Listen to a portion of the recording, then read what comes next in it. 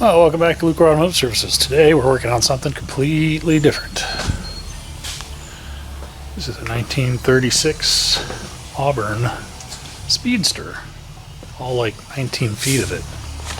A little boat tail or dovetail. This one's a fiberglass replica. It was built probably 20 years ago.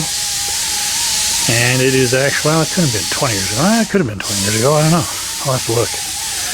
But we are doing some upgrades to the shocks. Actually, we're just replacing the shocks. This has AFCO coilovers in it.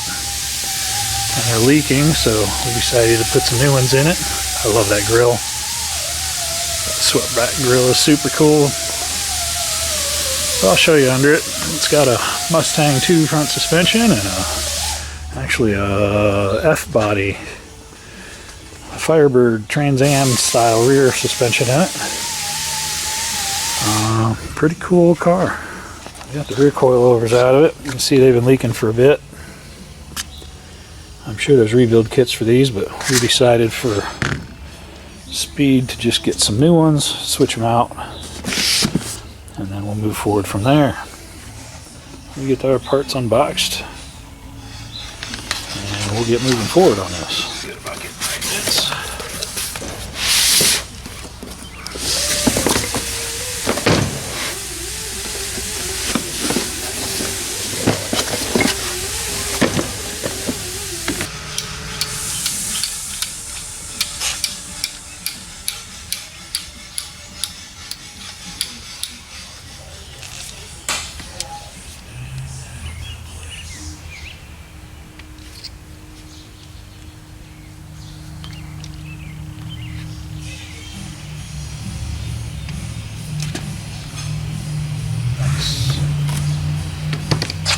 That's a good step in the right direction. Alright, so I got everything switched over. I'll do this one next.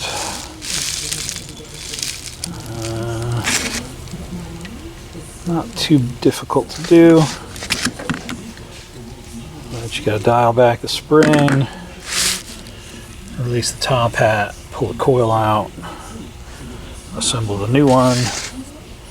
I'm actually going to drop this one a little bit, change the ride height just a hair. I want to see it a little bit lower. Alright, let's get this one set up in the device and we'll dial it back. So we'll clean that up. And I cleaned the lower section of this in the solvent tank to try and get any dirt or grime off of the body so that when I spin this down it doesn't gall. It's important that when you spin this, it's got lubrication and it's clean from grit because they will lock up.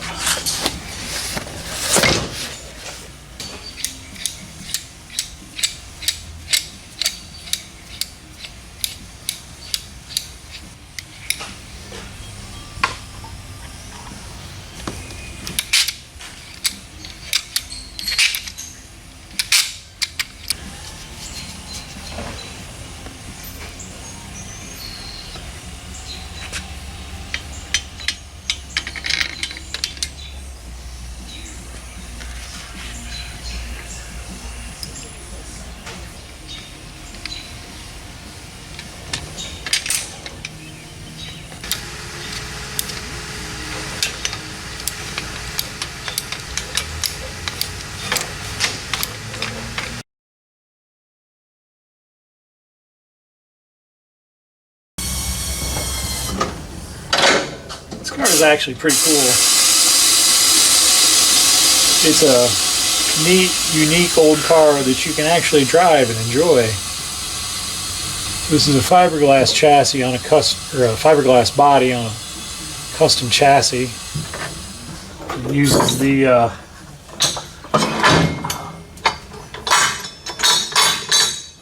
4th gen Camaro, I guess it would be.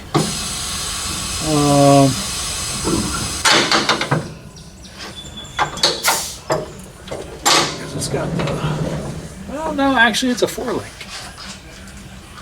So it's a 4-link rear. I was thinking it was F-body, but it's not, because F-body's a 3-link with the torsion bar up the center. This is more like just a straight GM 4-link setup, triangulated uppers, straight rears on coils, which is pretty cool. Box construction, actually a really nice frame. Driveline hoop,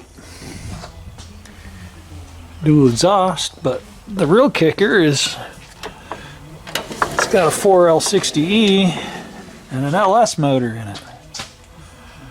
So Mustang 2 front suspension, 4-wheel disc brakes. Pretty cool rig. Now let me pull the front wheels off so that I can get these front struts off. We'll get those changed out. And it's a little cool for a test drive in this no top car, but I think we'll manage to get a test drive in anyway. Might as well.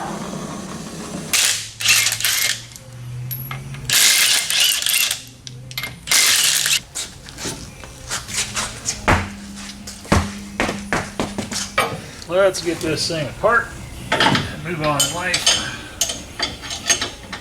That's the wrong socket for that.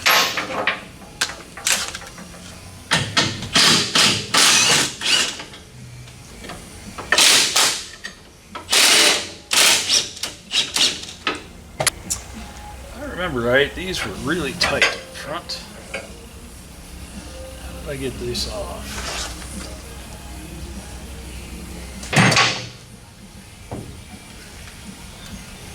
Oh, come on.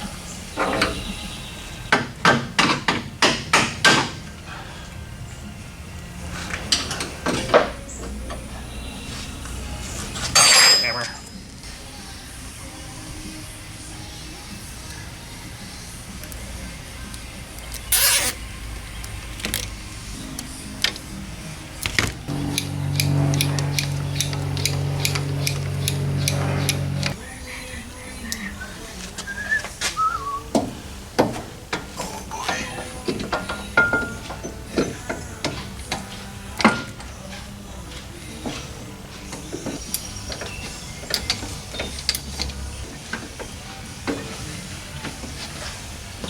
Oh, now. Got it. Tap, tap, tappy. Alright, this side's done. Let's get the other side done. We can roll this thing out and go for a ride.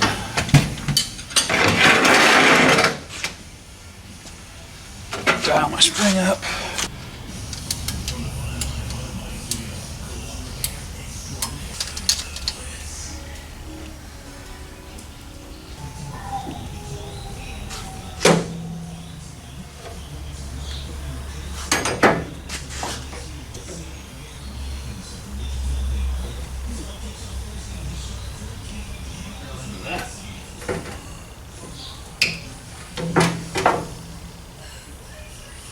Let's see if this thing's going to turn down or not.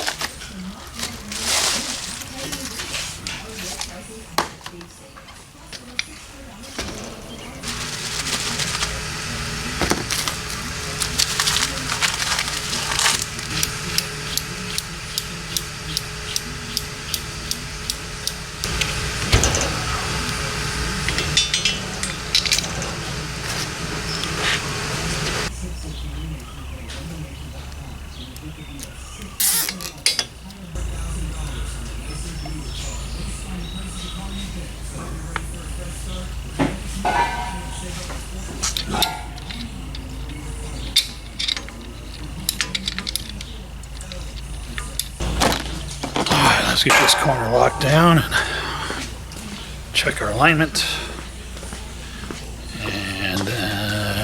get this thing out of the way.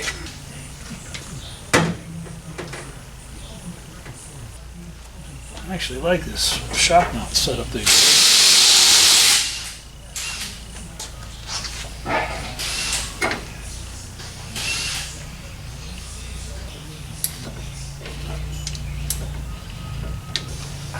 Hand cramp. Ooh.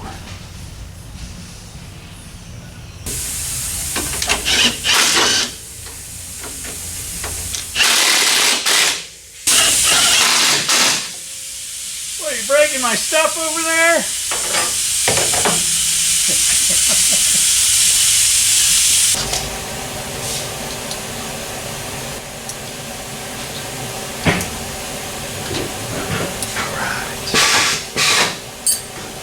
Wheels, torque my lug nuts,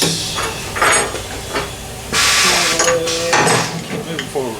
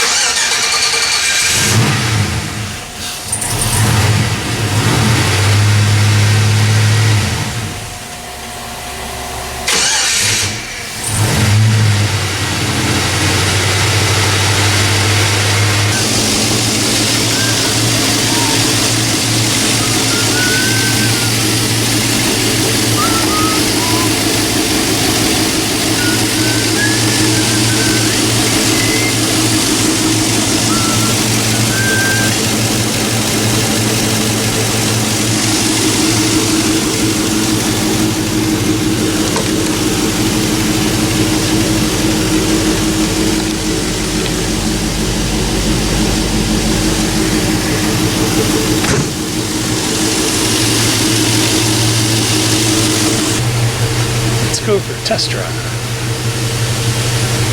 I think so.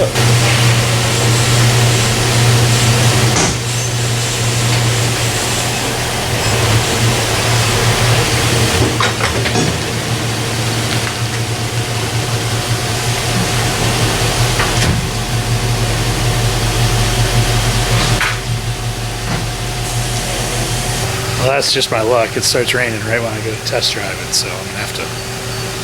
I gotta run over and pick up some axle seals and axle bearings for the 74 Camaro.